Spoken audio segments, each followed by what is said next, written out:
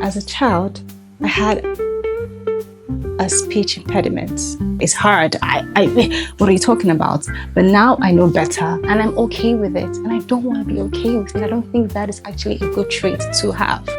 Hello, everyone. You're welcome again to Mother's Tapestry of Thoughts.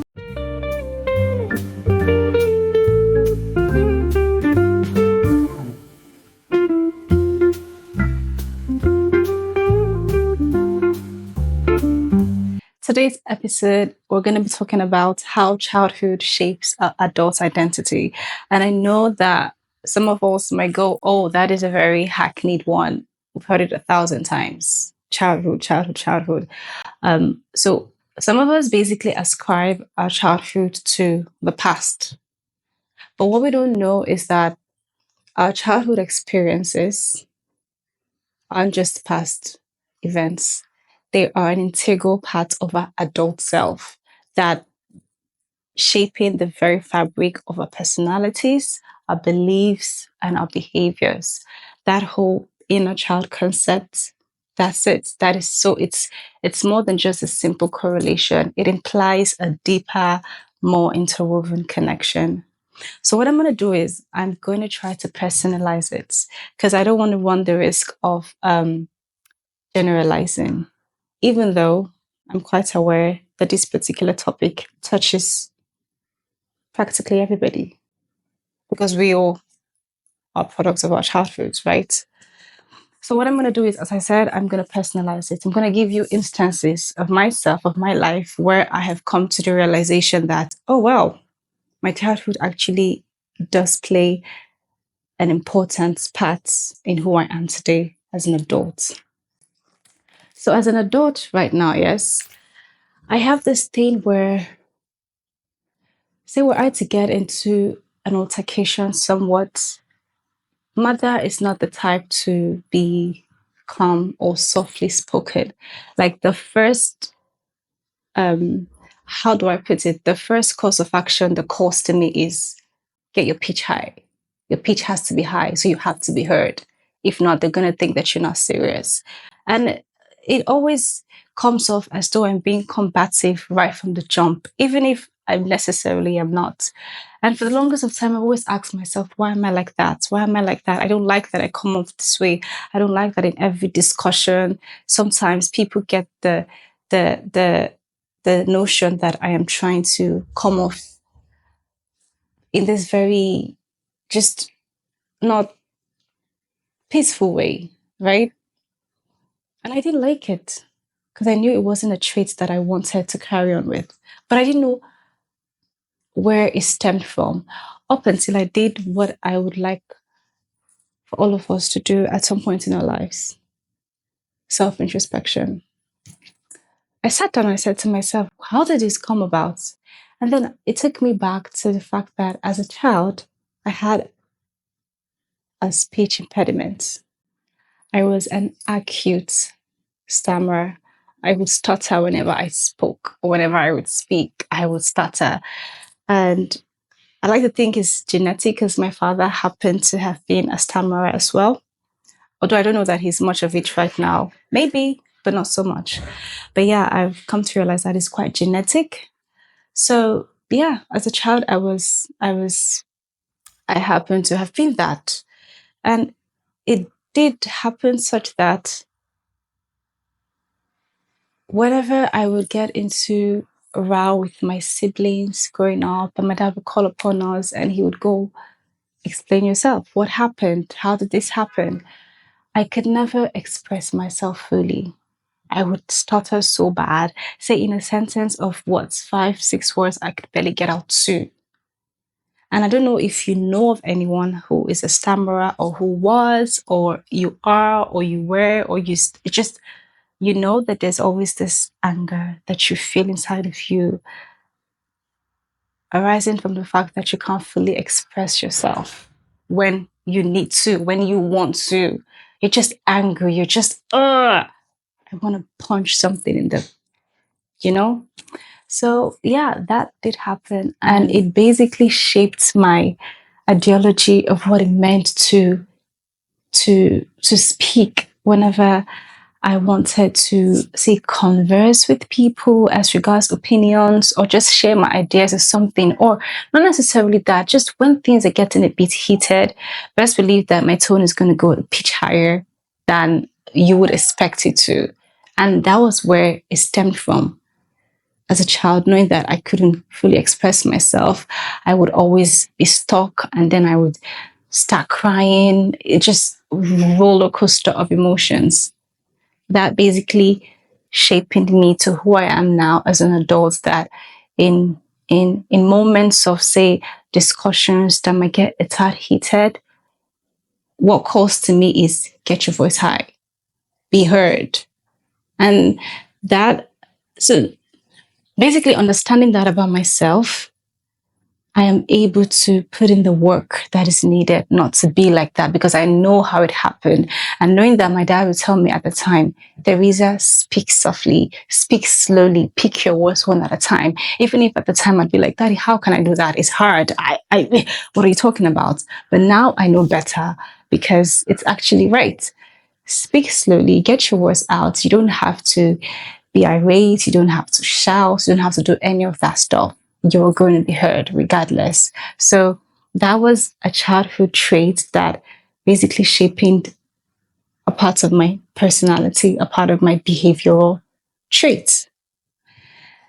And then also there is another one. As a child, I was born in the north and we quite moved around a lot. So when you experience that as a young child growing up, there's this sense of impermanence, right? You live in a place and before you know it, you're uprooted. You're taken somewhere else. People that you knew, experiences that you're familiar with, gone. Just like that with the wind. So nothing is quite permanent. There's nothing that you hold close to your chest as, oh, this is something that's always going to stay with me because it's just different type of experiences. And we actually from the south north, or rather from the north to the south to the southwest, southeast. It was just movements basically. And right now, as an adult, there's this again personality trait that I have where I meet people and it's a great time, great people, great conversations.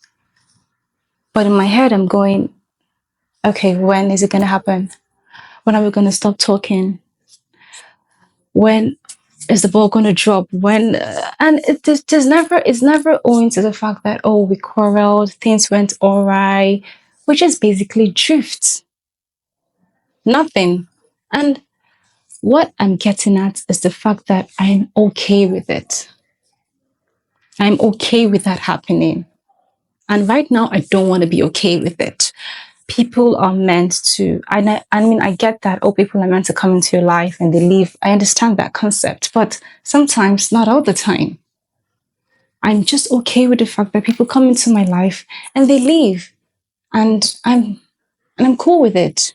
I don't do so much to make the relationship last longer. And this is like friendship, not even anything of this is pure solid friendship. Like you meet people, you have similar experiences growing up, just similar stories, and you feel this connection.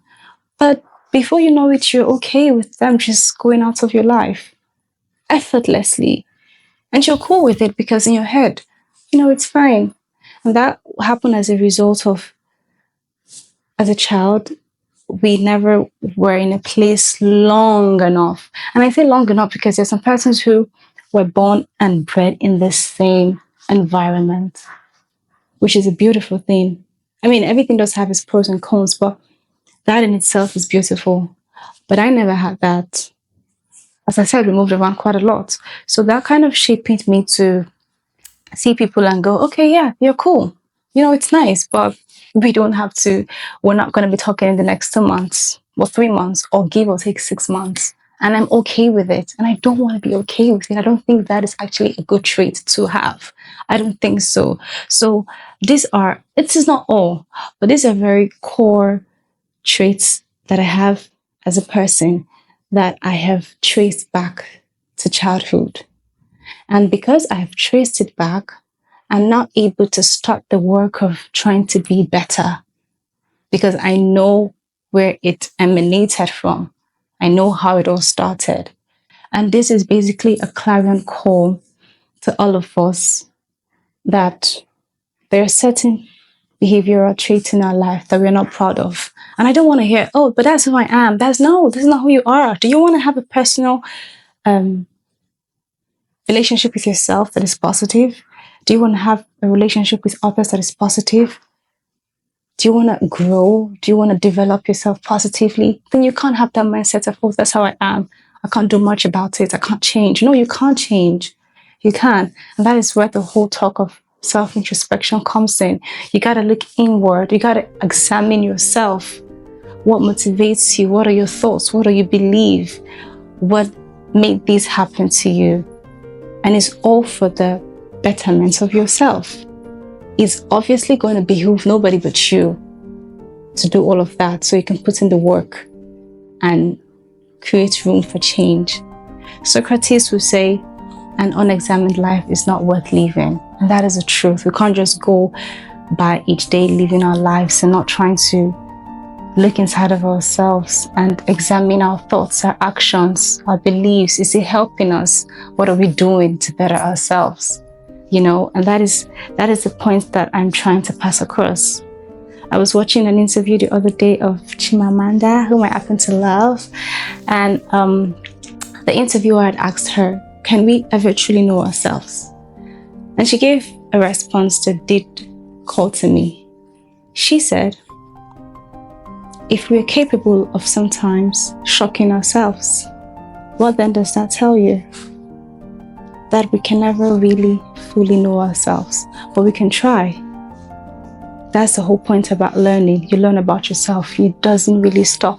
You can never, yes, oh, I'm like this, I'm like that, but you can be more and you can be less. And it's all for your development. It's all for your personal growth.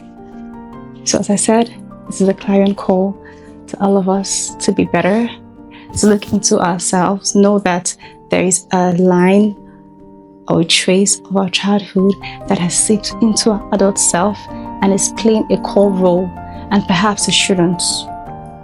Perhaps it shouldn't. We should be better. So let's all do that, and let's be kinder to ourselves and kinder to people. I love ya.